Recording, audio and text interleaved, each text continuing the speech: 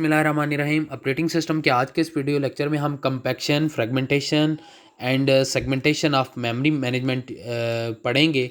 कि इसके अंदर हम पढ़ेंगे कि कैसे हम एक जो हमारे पास होल होता है उसको दूसरे होल के साथ या एक प्रोसेस को दूसरे प्रोसेस के साथ कैसे हम मैनेज कर सकते हैं, या कैसे मेमोरी को ऑर्डर फॉर्म में लेके आ सकते हैं, या उसके होल्स को कैसे क्लोजअप कर सकते हैं। अब इसके अंदर हमारे पास आगे फ्रेगमेंटेशन भी आएगी और कैसे हम इसको सेगमेंट्स में डिवाइड कर सकते हैं। ठीक है, इसके लिए क्या स्ट्रेटजीज़ हैं और क्या रूल्स हैं वो हम पढ़ेंगे। कंपैक्शन बेसिकली हमारे पास जो इससे प्रीवियस लेक्चर था कोलेसिंग होल्स वाला और स्टोरेज रिप्लेसमेंट स्ट्रेटजीज़ का, उसी में ऑलमोस्ट कवर हो गया था। लेकिन जो कंपैक्शन है बेसिकली हमारे पास जितने भी प्रोसेस या जो भी जॉब्स हमारे पास परफॉर्म करवाई जा रही होती हैं उनके दरमियान हमारे पास कोई ना कोई फ्री स्पेस रह जाती है। अब उस फ्री स्पेस को क्या कर देते हैं, हम एक साइड पे कर देते हैं और जितने भी प्रोसेस हमारे पास काम कर रहे होते हैं उनको एक साइड पे कर देते हैं। इसी तरीके से हमारे पास जो भी प्रोसेस अगर न्यू आता है कोई, तो अगर वो जगह अपनी बनाना चाहता है या अपनी उसकी जगह की रिप्लेसमेंट चाहता है तो वो इजीली कर सकता है। उसकी मेमोरी भी हमारे पास आ जाती है और उसके बाद हमारे पास उसका मेथड भी हमारे पास कंप्लीट होता है। तो आप कह सकते हैं कि फ्रेगमेंटेशन बेसिकली एक ऐसी प्रॉब्लम है जो हमारे पास प्रीवियस मेथड जो हमारे पास थे स्टोरेज रिप्लेसमेंट स्ट्रेटजीज, उसके अंदर हमने फिजिकली मूविंग जो है प्रोसेस की कैसे मेमोरी के अंदर कर सकते हैं, उसके बाद इसको होल्स को कैसे आपस में क्लोज कर सकते हैं। ठीक है, और ये जो बेसिकली हमारे पास फ्री स्पेस होती है ये हमारे पास सिंगल लार्ज ब्लॉक के अंदर आ जाती है, उसको स्टोर कर लेते हैं और इसी मेथड को हमारे पास क्या कहते हैं, कंपैक्शन। फ्रेगमेंटेशन बेसिकली हमारे पास एक ऐसा प्रोसेस है जिसके अंदर हम डिसाइड करते हैं कि हमारे पास दो तरह से, पहली बात तो यह एक्सटर्नल फ्रेगमेंटेशन होती है और एक होती है इंटरनल फ्रेगमेंटेशन। अब हमारे पास जो टोटल मेमोरी स्पेस होती है वो हमारे पास एक अगर रिक्वेस्ट आती है तो उसको सेटिस्फाइड कैसे कर सकती है। सबसे पहले तो ये हमारे पास एक क्वेश्चन आता है। तो सबसे पहले क्वेश्चन एक बात याद रखनी है, हमारे पास जो भी कंटिग्यूअस हमारे पास स्टोरेज एलोकेशन हमने पढ़ा था उसमें हमने क्या पढ़ा था, हमारे पास ये जो स्टोरेज एलोकेशन होती है इसके अंदर हमारे पास क्या होता है कि जो मेमोरी होती है वो एक सिंगल कंटिग्यूअस मेमोरी ब्लॉक के अंदर हमारे पास क्या करती है, एड्रेस को स्टोर करती है। तो आप कह सकते हैं कि एक्सटर्नल फ्रेगमेंटेशन एक ऐसी फ्रेगमेंटेशन है जिसके अंदर कोई भी मेमोरी का जो एड्रेस होता है वो सिंगल ब्लॉक के अंदर होता है। जबकि जो इंटरनल फ्रेगमेंटेशन होती है इसको हम क्या कह सकते हैं कि ये पार्टीशंस में डिवाइड होती है।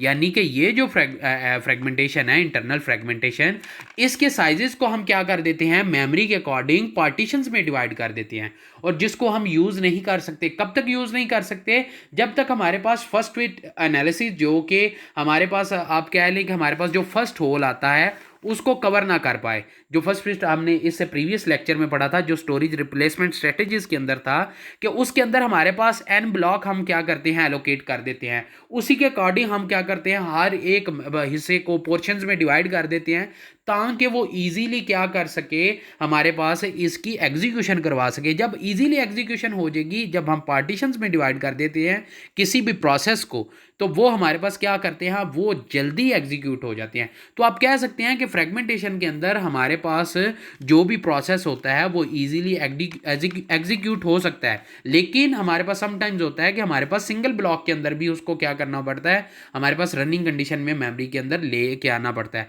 तो ये फ्रेगमेंटेशन के दो हमारे पास तरह की फ्रेगमेंटेशन थी, एक एक्सटर्नल फ्रेगमेंटेशन और एक इंटरनल फ्रेगमेंटेशन। इसके बाद हमारे पास फ्रेगमेंटेशन के अंदर एक बात याद रखनी है, जो एक्सटर्नल फ्रेगमेंटेशन होती है हम उसको कैसे रिड्यूस कर सकते हैं। अब रिड्यूस हमारे पास इस तरीके से कर सकते हैं कि हमारे पास कंपैक्शन का रूल अप्लाई कर देते हैं। अब कंपैक्शन का रूल बेसिकली क्या है कि हम क्या करते हैं, प्रोसेस को एक साइड पे कर देते हैं और जितना भी हमारे पास फ्री स्पेस होती है उसको एक साइड पे कर देते हैं। अब ये जो मेमोरी शफल करने का तरीका है ना, ये जितना भी कंटेंट्स होता है फ्री मेमोरी को के अंदर जो हम प्लेस करते हैं, तो वो हमारे पास एक लार्ज ब्लॉक के अंदर आ जाता है जो हम कंपैक्शन के अंदर पढ़ते हैं। अब कंपैक्शन के अंदर हमारे पास एक ब्लॉक के अंदर तो आ गया, लेकिन हमारे पास कंपैक्शन उस वक्त पॉसिबल होती है जब हमारे पास जो रीलोकेशन हम करते हैं वो डायनामिक हो। डायनामिक कैसे हो कि हमारे पास उसके अंदर हमारे पास जो एडिशनल हमारे पास रीलोकेशन रजिस्टर होता है जिसके अंदर हम ऐड करते हैं, जो इससे मैंने आपको पहले पढ़ाया था कि जो हमारे पास फर्स्ट फिट के अकॉर्डिंग हमारे पास बेस्ट फिट के अकॉर्डिंग, रॉस फिट के अकॉर्डिंग और कोलेसिंग होल के अकॉर्डिंग हमारे पास एग्जीक्यूशन टाइम के अंदर हो, तो आप कह सकते हैं कि उसमें कंपैक्शन पॉसिबल है। अब कंपैक्शन उस वक्त पॉसिबल है जब हमारे पास सोल्यूशन जो है एक्सटर्नल फ्रेगमेंटेशन का जो प्रॉब्लम आती है वो लॉजिकली एड्रेस को प्रोसेस के हमारे पास नॉन कंटिग्यूअस में लेके आए। अब नॉन कंटिग्यूअस में कैसे लेके आते हैं कि जब एक प्रोसेस को हम पार्टीशंस में डिवाइड कर देते हैं, ठीक है। इसी तरीके से हमारे पास टू कंप्लीमेंट्री टेक्निक्स होती हैं जो कि हमारे पास पेजिंग और हमारे पास सेगमेंटेशन के तौर पे आती है। अब सेगमेंटेशन क्या है और पेजिंग क्या है वो आगे डिस्कस करते हैं हम। अब इसके बाद हमारे पास आ जाता है सेगमेंटेशन। सेगमेंटेशन बेसिकली एक ऐसा प्रोसेस है जिसके अंदर हम प्रोग्राम को क्या कर देते हैं, ब्रेक कर देते हैं। किसके अंदर? लॉजिकली सेगमेंट्स के अंदर, और हम उसको स्पेस एलोकेट कर देते हैं और वो जो सेगमेंट होते हैं वो मेमोरी के अंदर सेपरेटली क्या कर देते हैं, हम उनकी प्लेसिंग कर देते हैं। अब इसके बाद हमारे पास मेमोरी मैनेजमेंट जो स्कीम है वो क्या कर देती है, यूज़र व्यू ऑफ मेमोरी की सपोर्ट करती है। अब वो क्या है, बेसिकली हमारे पास जो प्रोग्राम होता है वो कलेक्शन ऑफ सेगमेंट्स होता है।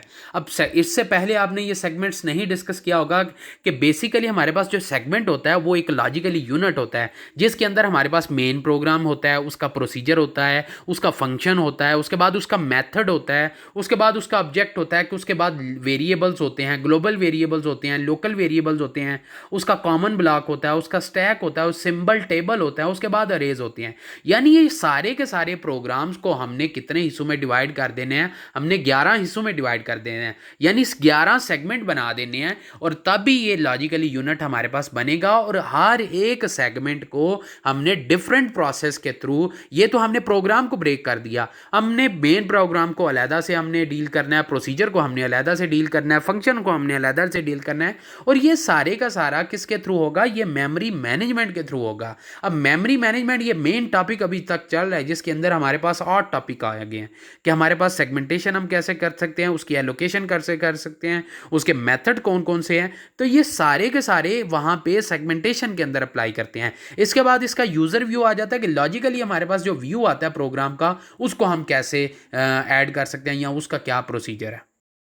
अब इसके बाद हमारे पास जो यूज़र व्यू आता है प्रोग्राम का, हमारे पास सबसे लेफ़्ट साइड पे जो पिक्चर है लॉजिकली एड्रेस, उसके अंदर हमारे पास subroutine, stack, symbol table, main program, S Q R T, ये सारे के सारे लॉजिकली एड्रेस में आते हैं। लेकिन ये हमारे पास यूज़र व्यू होता है प्रोग्राम का। लेकिन हमारे पास जो लॉजिकली व्यू होता है, लॉजिकली व्यू हम कैसे कर सकते हैं, तो जो मिडल वाली फिगर है उसके अंदर यूज़र स्पेस होती है, यानी हर एक जो हमने लॉजिकली एड्रेस दिया हुआ है उसकी यूज़र स्पेस कहाँ कहाँ बन रही है।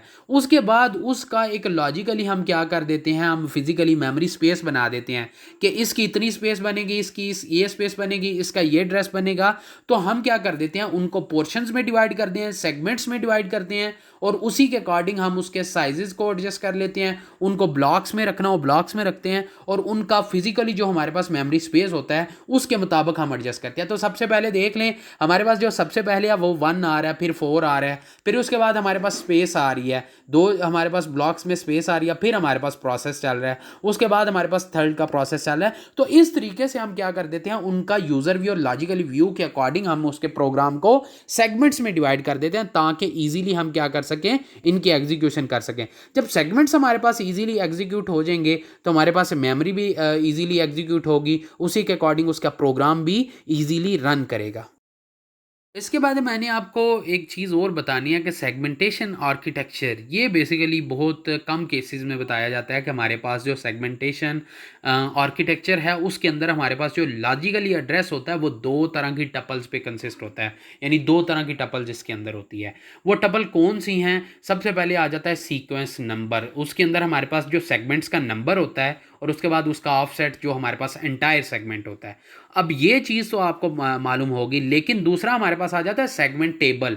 सेगमेंट टेबल के अंदर हमारे पास, मैंने आपको पहले भी बताया था, जो भी फिजिकली एड्रेस होता है उसकी कोई ना कोई बेस होती है और कोई ना कोई लिमिट होती है। तो हर टेबल की एंट्री के अंदर कोई ना कोई बेस होगी जो कि फिजिकली एड्रेस जहाँ से स्टार्ट होगा, ठीक है, और उसी सेगमेंट्स के अंदर हमारे पास रिसाइड्स होगी मेमोरी के अंदर, ठीक है। अब ये हमारे पास जो लिमिट्स होती हैं, अब इसी के अकॉर्डिंग हम स्पेसिफाई करते हैं हमारे पास लेंथ क्या है सेगमेंट की। उसके बाद हमारे पास एक और चीज़ आ जाती है, हमारे पास सेगमेंट टेबल्स आ जाते हैं। अब सेगमेंट टेबल के अंदर भी दो चीज़ें हैं, एक सेगमेंट टेबल बेस रजिस्टर है, दूसरा सेगमेंट टेबल लेंथ रजिस्टर है।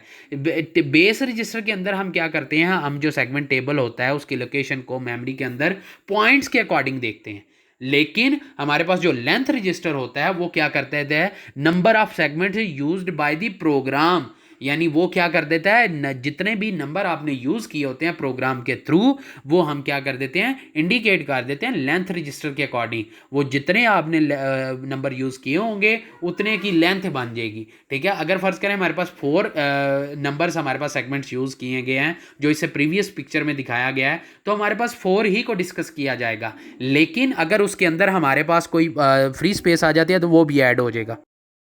इसके बाद हमारे पास सेगमेंटेशन हार्डवेयर आ जाता है, जिसके अंदर हमारे पास सीपीयू के अंदर कोई भी अगर इंस्ट्रक्शन आती है या कोई भी हमारे पास जो प्रोसेस आता है, तो उसको हम सेगमेंट टेबल के अकॉर्डिंग हम सबसे पहले सेगमेंट टेबल के अंदर भेजेंगे। अगर हमारे पास वो एड्रेस है डायरेक्ट, तो वो एड्रेस डायरेक्ट कहाँ पे जाएगा, एड्रेस सेक्शन में जाएगा। अब अगर हमारे पास सेगमेंट टेबल के अंदर हमारे पास सबसे पहले होती है यहाँ लिमिट होता है, यहाँ बेस होता है। जो लिमिट होती है वो हमारे पास सबसे पहले जो हमारे पास जो एड्रेस होगा उसके अकॉर्डिंग डिस्कस करेंगे कि हमारे पास वो डायरेक्ट एड्रेस पॉइंट पे जाएगा। अगर एड्रेस के अंदर एरर आ गया तो वो एरर ट्रैप को एड्रेस को ट्रैप कर देगा। अगर एरर नहीं आया तो वो हमारे पास बेस के अंदर हमारे पास डायरेक्ट एडिशन करके रीलोकेशन करके उसको फिजिकली हम मेमोरी के अंदर भेज देगा। तो ये जो हमारे आज का टॉपिक था ये हमारे पास फ्रेगमेंटेशन, कंपैक्शन एंड सेगमेंटेशन के रिलेटेड था, जिसके अंदर हमारे पास देखा है कि हमारे पास जितनी भी हमारे पास प्रोसेस होता है उसको हम कैसे हम पार्टीशंस में डिवाइड करते हैं और पार्ट्स में डिवाइड कर देते हैं। इसके बाद हमारे पास जो हार्डवेयर है उसके अंदर हम देखते हैं कि हमारे पास जो मेमोरी जो है, जो कोई भी प्रोसेस जो होता है वो कैसे हमारे पास एड्रेस के थ्रू हमारे पास फिजिकली मेमोरी के अंदर स्टोर होता है। अगर आपको मेरा लेक्चर पसंद आया है तो गेट एंड स्प्रेड नॉलेज के चैनल को आप सब्सक्राइब कर सकते हैं और बेल आइकन के बटन को प्रेस कर दें ताकि आपको रेगुलर अपडेट्स आती रहें। Thank you.